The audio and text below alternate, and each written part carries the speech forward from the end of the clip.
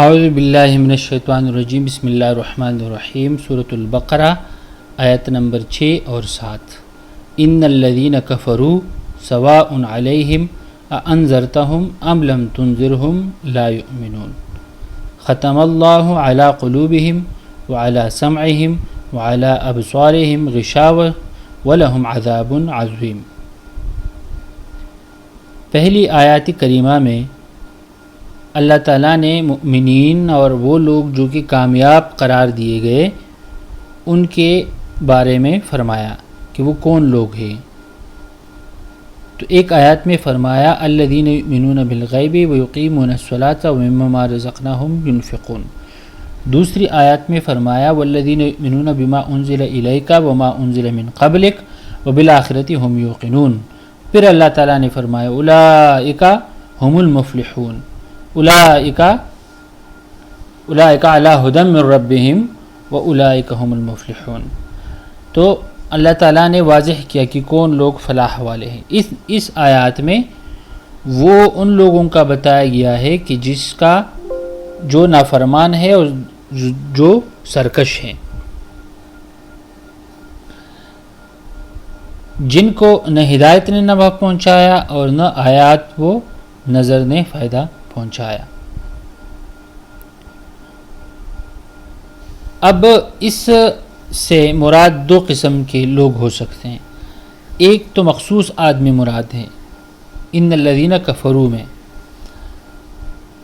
جیسے ابو لہب، ابو جہل، ولید بن مغیرہ اور احبار یہود وغیرہ، یا پھر یہ جنس کے لیے آیا ہے۔ اس صورت میں اس سے مراد وہ لوگ ہوں گے جو کفر پر ایسے مصر ہے کہ جن کے پھرنے کا امکان بھی نہ ہو،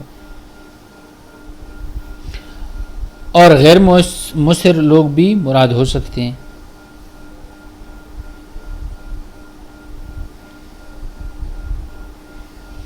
الکفر لغت میں شریعت میں ان احکامات اور اعتقادات کے انکار کو کہتے ہیں جن کا رسول اللہ صلی اللہ علیہ وسلم سے لانا واضح طور پر معلوم ہو چکا ہے۔ اس کی 4 قسمیں بتائی گئی ہیں علماء نے۔ کفر الانکار، وہ یہ کہ اللہ تعالیٰ کو جانتا ہو نہ اس کی ذات کا معترف ہو، جیسے ایتھیسٹ۔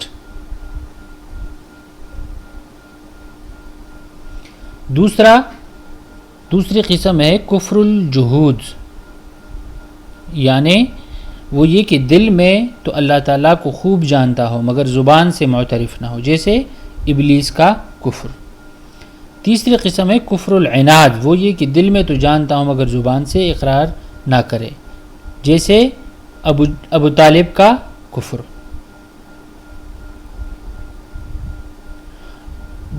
جیسے وہ کہتے تھے نا کہ حضرت محمد صلی اللہ علیہ وسلم کا دین دنیا کے تمام ادیان سے بہتر ہے، اگر ملامت اور عربوں کی گالیوں کا خطرہ نہ ہوتا تو میں اس دین کو واضح طور پر بیان کرتا۔ تو یہاں پر وہ اللہ تعالیٰ کا دل سے معترف ہے لیکن زبان سے جو ہے نا اقرار نہیں کرتا، اور ہم نے پہلی آیات میں بتایا گیا ہے کہ زبان سے اقرار بھی لازم ہے۔ اور کفر العناد کفر الانفاق، کفر النفاق، وہ یہ کہ زبان سے اقرار مگر دل میں اعتقادی صحیح نہ رکھتا ہو، جیسے منافقین دل میں وہ ایمان نہیں رکھتے تھے، زبان سے کہتے تھے کہ جی ہم مسلمان ہیں۔ اب مسئلہ یہ ہے کہ ان تمام انواع کا حکم یہ ہے کہ جب بندہ اللہ تعالیٰ کی جناب میں حاضر ہوگا تو اگر ان چاروں میں سے کوئی ایک قسم بھی اس میں پائی گئی تو اسے اللہ تعالیٰ نہیں بخشے گا۔ سواء علیہم، علیہم بمعنی عندہم، اور سواء بمعنی استواء۔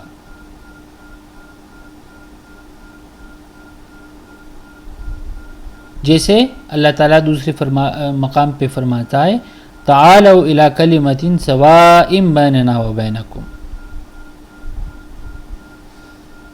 اانذرتہم ام لم تنذرہم۔ اس میں مخاطب ہے حضور صلی اللہ علیہ وسلم، یعنی قرآن پاک کی ایک اور آیت میں استغفر لہم او لا تستغفر لہم، اس میں امر و نہی کو اپنے معنی سے خالی کیا گیا ہے۔ گویا اللہ تعالیٰ کی طرف سے حضور صلی اللہ علیہ وسلم کو کہا گیا ہے کہ جن لوگوں نے کفر کیا ان کو آپ کا ڈرانا نہ ڈرانا برابر ہے۔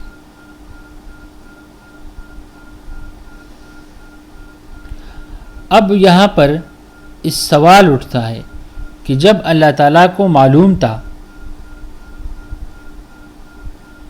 کہ یہ لوگ ایمان نہیں لائیں گے تو پھر حضور صلی اللہ علیہ وسلم کو ان کی طرف تبلیغ کے لیے کیوں بھیجا؟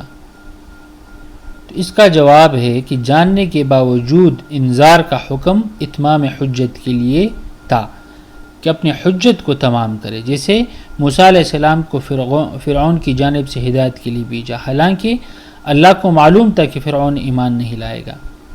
چنانچہ اللہ فرماتا ہے رسولا مبشرین و منذرین لئلا یکون للناس علی اللہ حجت بعد الرسل، تو یہ صرف حجت کے لیے، تاکہ لوگ پھر یہ نہ کہے کہ ہماری طرف تو کوئی آیا ہی نہیں تھا۔ لا یؤمنون یہ مستقل اور علیحدہ جملہ ہے اور ماقبل کی تاکید کرنے والا ہے۔ ماقبل میں جو استوا کے اعتبار سے جمال تھا اس کو بیان کرنے والا ہے۔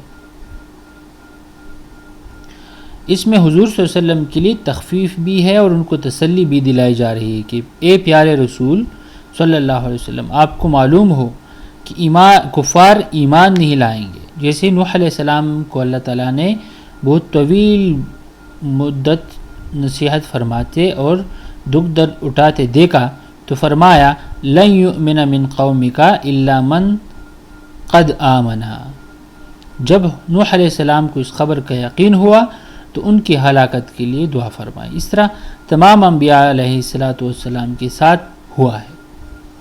تو لا یؤمنون میں اللہ تعالیٰ نے حضور صلی اللہ علیہ وسلم کو تسلی دی ہے۔ ختم اللہ علی قلوبہم وعلی سمعہم وعلی ابصارہم غشاوہ ولہم عذاب عظیم۔ جب اللہ تعالیٰ نے کفار کی صفات اور ان کے حالات ذکر فرمائے تو بعد ازاں ان کی سزاؤں کا بیان شروع کیا۔ یہ آیات سابقہ مضمون کی بمنزلہ تعلیل کی ہے۔ ختم کا معنی ہے چھپانا، شے کو مہر لگا کر پختہ کرنے کو ختم اس لیے کہا جاتا ہے کہ گویا اسے آخری منزل تک پہنچا کر لوگوں کی نگاہوں سے چھپایا گیا ہے۔ قرآن مجید کو ختم اس لیے کہا جاتا ہے کہ یہ آخری فعل تھا کہ جہاں ہم اسے جمع کرتے کرتے آخر کو پہنچے۔ یہاں حقیقتاً ختم کا معنی نہیں بنتا۔ اب کفار کے قلوب پر مہر لگانے کا کیا معنی ہے؟ اس کا مطلب یہ ہے کہ ان کے دلوں میں ایسی حیت موجود ہے جو انہیں کفر کو پسند اور گناہوں پر جرأت کرنے اور ایمان اور طاعات کو قبیح سمجھنے پر مجبور کرتی ہے، اس لیے ان پر گمراہی سوار ہے اور تقلیدی کفر میں منہمک ہے اور صحیح نظر کے استعمال سے دور پھرتے ہیں۔ تو ختم سے مراد یہ ہے کہ ان کی دلوں کی حالت ایسی ہے کہ ان کو کفر اور گناہ جو ہے نا وہ پسند آتے ہیں۔ جیسے اللہ تعالیٰ نے فرمایا طبع اللہ علی قلوبہم وسمعہم وابصارہم، اللہ نے ان کے قلوب، کانوں اور آنکھوں پر مہر لگائی ہے، اور ایک مقام پر اسے افغال یعنی غافل کر دینے سا تعبیر کیا گیا ہے۔ ولا تطع من اغفلنا قلبہ عن ذکرنا، اور اس کی اطاعت نہ کرو جس کے قلب پر ہم نے اپنے ذکر سے غفلت کی مہر لگائی ہے۔ ایک مقام پر اسے اقصا یعنی دل کھوٹا کر دینا سے تعبیر کیا گیا ہے۔ قال اللہ تعالی وجعلنا قلوبہم قاسیہ، اور ہم نے ان کے دل کھوٹے بنا دیے۔ تو ختم کئی معنوں پر استعمال ہوا ہے۔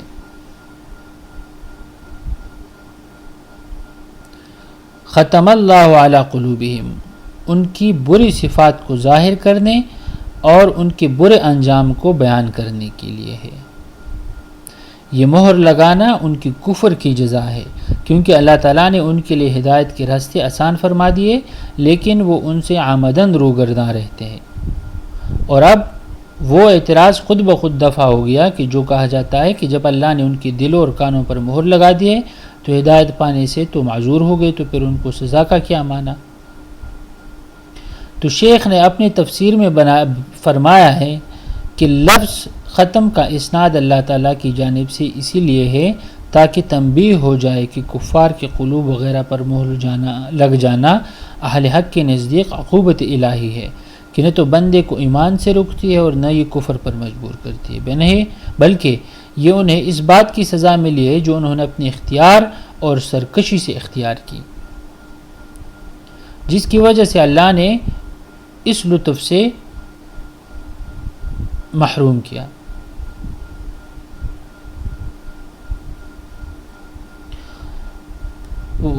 ختم اللہ علی قلوبہم وعلی سمعہم،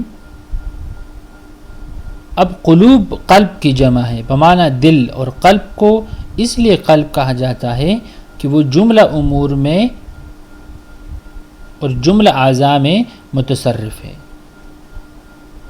کہ قلب شیخ کی تفسیر میں ہے کہ قلب ایک گوشت کا ٹکڑا ہے، صنوبری شکل کا رگ وتین کے ساتھ الٹا لٹکا ہوا ہے، اور وتین ایک رگ ہے جو قلب کے اندر ہے۔ جب بندہ مرتا ہے تو اسے کاٹ دیا جاتا ہے، اسے ابہر بھی کہتے ہیں، اور تفسیری کواشی میں ہے کہ قلب دل میں کالے رنگ کا ایک گوشت کا ٹکڑا ہے۔ بعض لوگوں کا خیال ہے کہ صنوبری شکل کا ہے جو کہ وتین کے ساتھ الٹا لٹکا ہوا ہے۔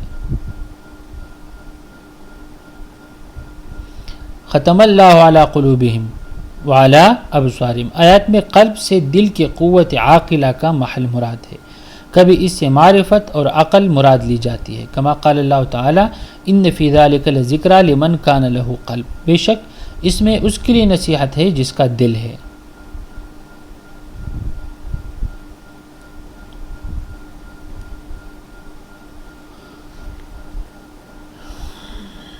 ختم اللہ علی قلوبہم وعلی سمعہم، سمع سے سارے کافر مراد ہے، اس لیے جمع کی طرف مضاف کرنے سے تمام افراد مراد ہوتے ہیں۔ اور قلب جو ہے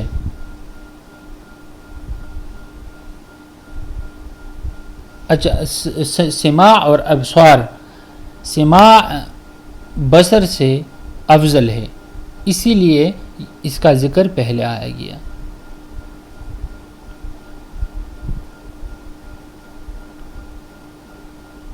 اور اسی لیے کوئی نبی بہرا پیدا نہیں کیا گیا، تو سماعت یہ بصارت سے افضل ہے۔ ابصار بصر کی جمع ہے، بصر آنکھ کے ادراک کو کہتے ہیں۔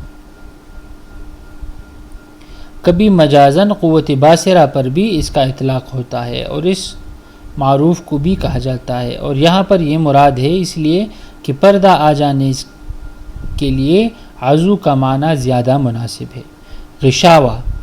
غشاوہ و معنی پردہ، اور یہاں پر حقیقی پردہ مقصود نہیں، بلکہ مراد کیا ہے؟ بلکہ مراد یہ ہے کہ ان کی آنکھوں پر ایک ایسی حالت پیدا کر دی گئی ہے جس کی وجہ سے وہ آنکھیں آیات ربانیہ کا ادراک نہیں کر سکتی، جیسے کہ دیکھنے والوں کی آنکھوں کا کام ہے، گویا کہ ان پر پردہ آ گیا ہے جس کی وجہ سے وہ اشیاء نہیں دیکھ سکتے۔ غشاوتن کو نکرہ لانے میں اس طرف اشارہ ہے کہ ان کی آنکھوں پر ایک قسم کا پردہ ہے جو عرفی معنی کے برعکس ہے، یعنی آیات ربانیہ سے اندھا ہونا۔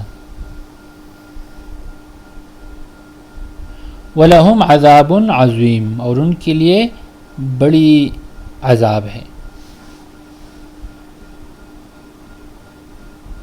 ان الذین کفروا، وہ لوگ کفروا جنہوں نے کفر کیا، سواء علیہم، ان کے لیے برابر ہے، انذرتہم ام لم تنذرہم، اگر آپ اس کو ڈراؤ یا نہ ڈراؤ، لا یؤمنون، وہ ایمان نہیں لاتے۔ ختم اللہ اللہ نے مہر لگائی ہے علی قلوبہم ان کے دلوں پر، وعلی سمعہم ان کے کانوں پر، وعلی ابصارہم اور ان کے آنکھوں پر غشاوۃ پردہ ہے، وَلَهُمْ عَذَابٌ عَظِيمٌ اور ان کے لیے دردناک عذاب ہے۔ ختم اللہ مہر لگائی ہے اللہ نے علی قلوبہم ان کے دلوں پر، وعلی سمعہم ان کے کانوں پر، وعلی ابصارہم غشاوہ اور ان کے آنکھوں پر غشاوۃ پردہ ہے، وَلَهُمْ عَذَابٌ عَظِيمٌ اور ان کے لیے دردناک عذاب ہے۔ صدق اللہ العظیم۔